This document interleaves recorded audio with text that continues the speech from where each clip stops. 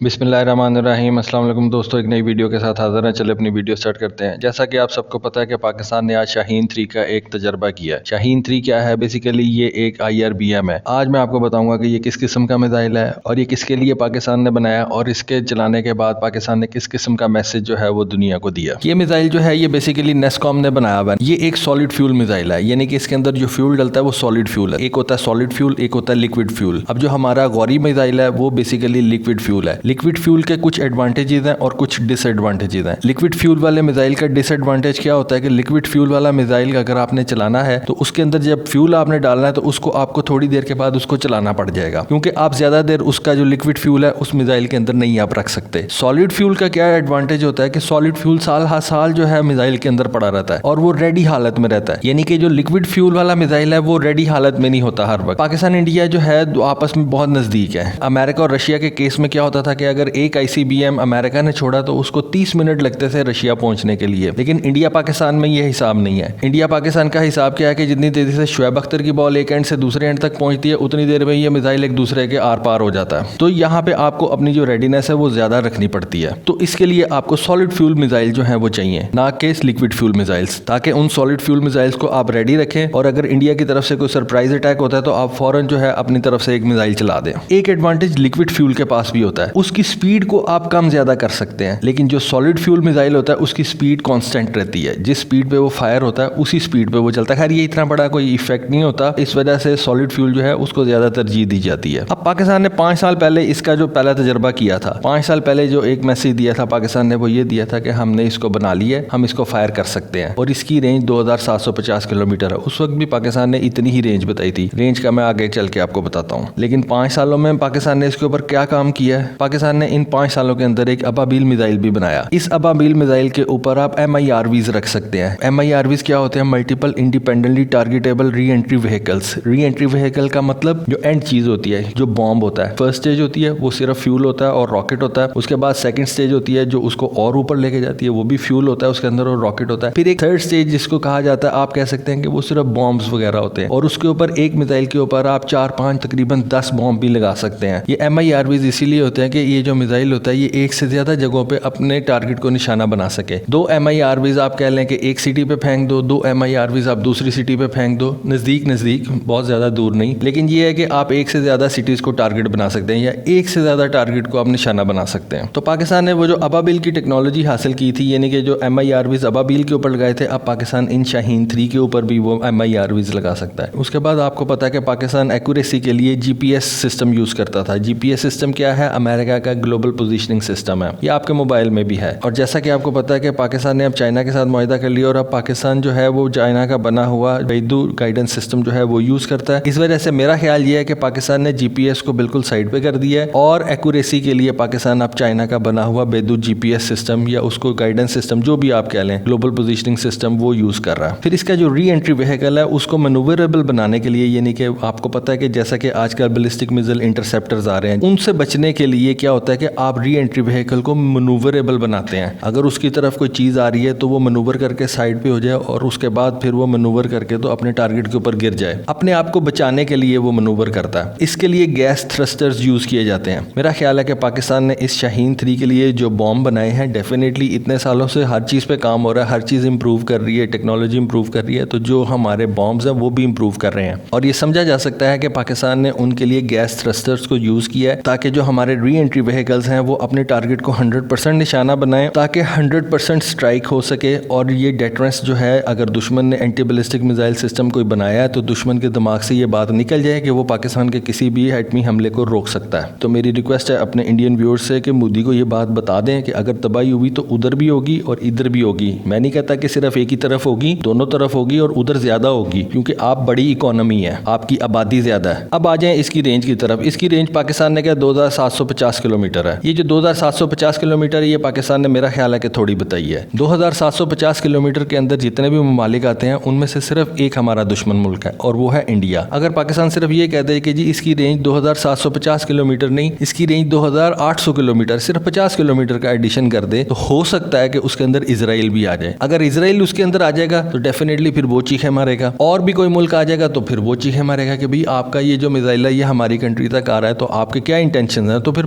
पाकिस्तान को सफाइयाँ देनी पड़ेंगी। इसराइल को पाकिस्तान ने सिर्फ ये मैसेज दिया है कि आपके दरवाजे तक हम पहुंच चुके हैं, आपको नहीं हम बताएंगे, लेकिन हम आपके ऊपर से भी गुजर के जा सकते हैं। तो अगर कोई दिमाग में कोई खलल है, दिमाग में कोई गलत बात है, उसको प्लीज आप निकाल दें। ये आपके लिए मैसेज है, बड़ा लाउड एंड क्लियर। और इस 2 स्टेज मिसाइल के कामयाब तजर्बे से आप ये अखज़ कर सकते हैं कि पाकिस्तान आने वाले दिनों में इंशाल्लाह स्पेस लॉन्च व्हीकल भी बनाएगा। ये स्पेस लॉन्च व्हीकल क्या होती है? ये जो कमर्शियल सैटेलाइट्स वगैरह होती हैं या इवन मिलिट्री सैटेलाइट्स जो होती हैं, इनको जब आपने ऑर्बिट में ऊपर भेजना होता है तो उसके लिए आपको जो रॉकेट चाहिए उसको SLVs कहते हैं, यानी कि स्पेस लॉन्च व्हीकल्स। तो इंशाल्लाह पाकिस्तान उसमें भी आएगा। ये बड़ा ज़बरदस्त बिजनेस होता है, बहुत से ममालिक जो है इससे पैसा कमाते हैं। तो डेफिनेटली पाकिस्तान को भी इस गेम के अंदर आना चाहिए। अगर पाकिस्तान ये सारे काम करता है तो इसको कमर्शियल पर्पजेस के लिए भी यूज़ करना चाहिए। तो दोस्तों ये थोड़ा सा एनालिसिस था मेरा आज के टेस्ट के ऊपर। होपफुली आपको पसंद आया होगा। आप इसके बारे में क्या राय रखते हैं प्लीज़ कमेंट सेक्शन में ज़रूर बताइएगा। आज के लिए बस इतना ही। Thank you. अल्लाह हाफिज़।